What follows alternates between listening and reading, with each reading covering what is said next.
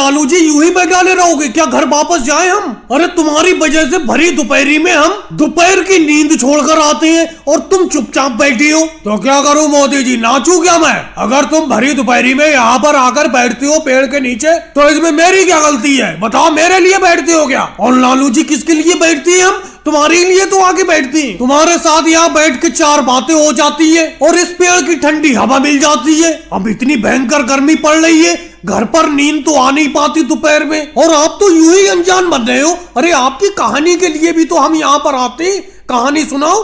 अरे लालू जी, इतनी देर से बैठे बैठे हुक्का गुड़गुड़ा रहे हो, कम से कम एक कहानी सुनाई दो। मोदी जी सही तो कह रहे हैं, सबको कहानी का ही लालच। चलो सुनाता हूँ एक कहानी, ध्यान से सुनना।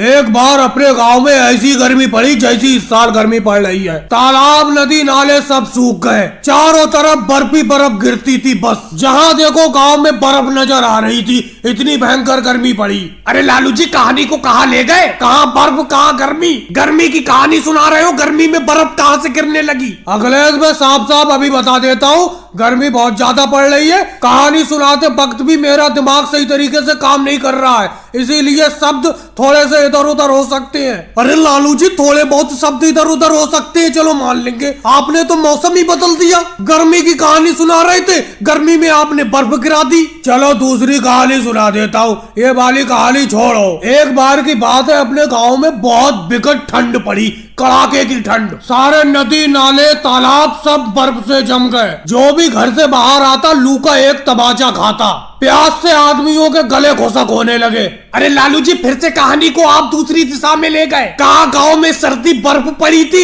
और इस बर्फ में लोगों को लू के तमाचे कैसे लगने लगे, प्यास से गले खुशक कैसे होने लगे? अरे आप गर्मी में ले गए कहानी को। तो क्या हुआ योगी जी, गर्मी में ले गया? मौसम देख रहे हो, गर्मी का मौसम तो ही चल रहा है। छोड़ो कहानी को, आज कहानी सुनाने का मन ही नहीं है मेरा।